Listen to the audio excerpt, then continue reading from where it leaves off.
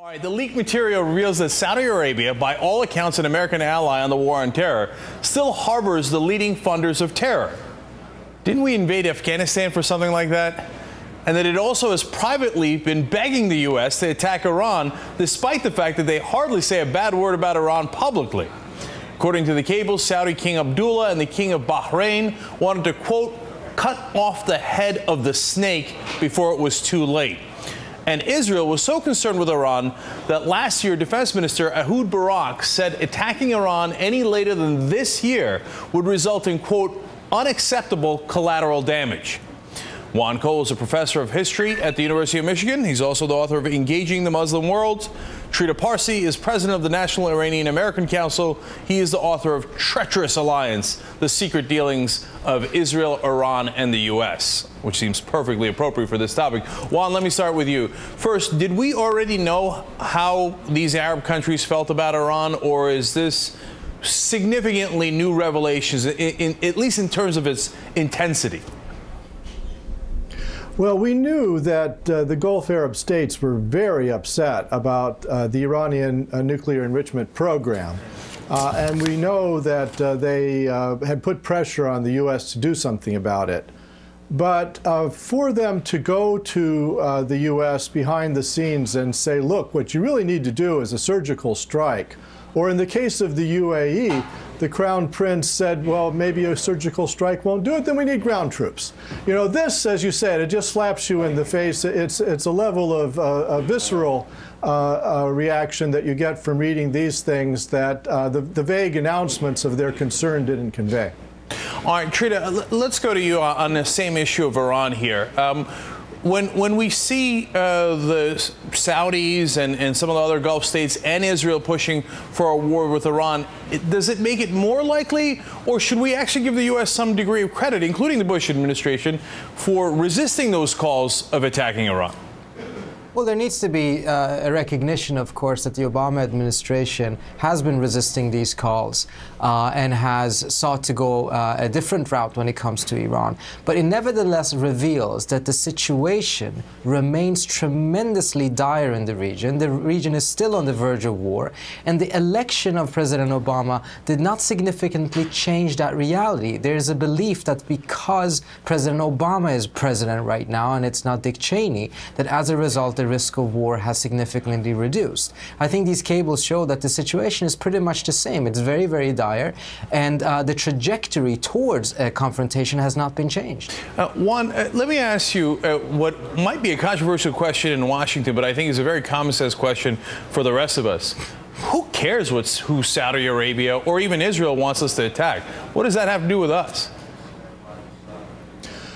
Well, I think you're right to a large extent. That is to say, the United States has its own interests, and you'll note that although the King Abdullah of Saudi Arabia suggested we do this, he didn't suggest that he'd be part of it. He's not offering Saudi jets, which we are selling him.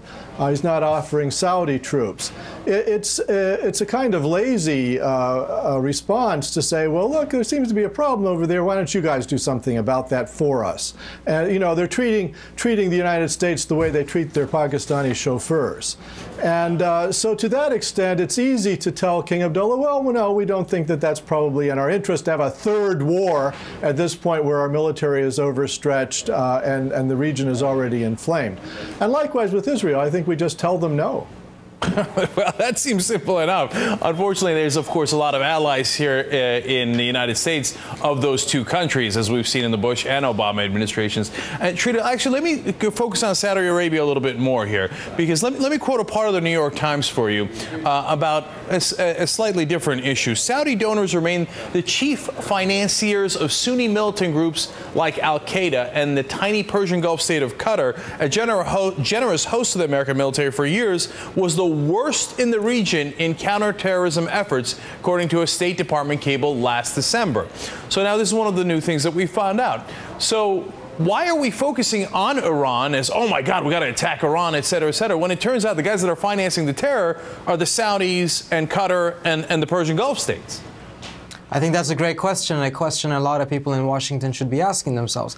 Not to say that Iran does not constitute a problem, that it doesn't constitute a significant challenge in the region, but there are tremendous amount of other problems. But when it comes to Iran, part of the reason why you have some of the Arab states saying this, the Israelis pushing very hard for this, is because Iran is the factor that changes the balance of power in the region. And that is something that some of these Arab states view as a very, very negative development because of their own, not so much security, but regime survival.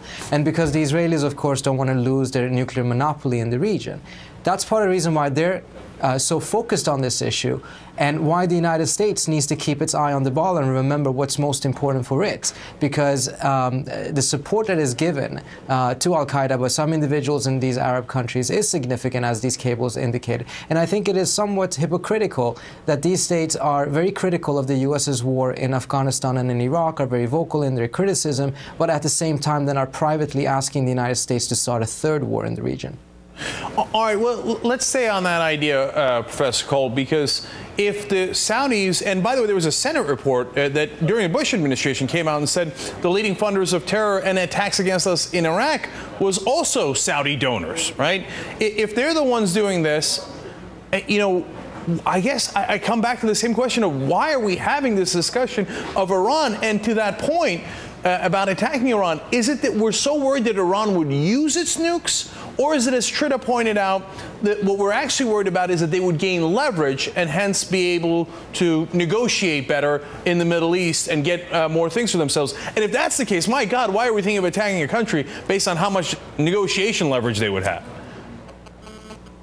Well, with regard to the fact that some Saudis are probably sending some money to al-Qaeda and similar groups, both in Pakistan and in Iraq, this is well known, it's not new, and it's not high up. That is to say, it's not being alleged the Saudi royal family or the Saudi government or high officials in the Saudi government are behind this.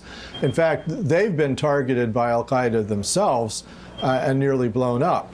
And with regard to Qatar as well, what's being alleged is, you know, they're not, if we tell them we think so-and-so is suspicious, would you pick them up and look at them? They're not very eager to do that. But it doesn't mean that they're funding anything. I mean, we have to be careful about the nuances here from these cables. With regard to Iran, well, Iran hasn't attacked anybody in centuries, actually, and it's quite illegal to do war propaganda to attack a country that hasn't committed aggression and for which there's no United Nations Security Council resolution authorizing the use of military force. This is a very lawless kind of discourse and is very dangerous.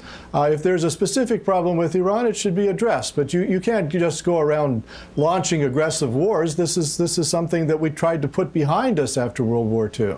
Trita, I got to follow up on that real quick. I mean, is this about leverage, or are the Saudis really worried that they're going to nuke Mecca? I mean, they're not going to do that. They're Iranians. They're also Muslim. I understand the Sunni-Shia difference, obviously, but is it that they're worried about the leverage?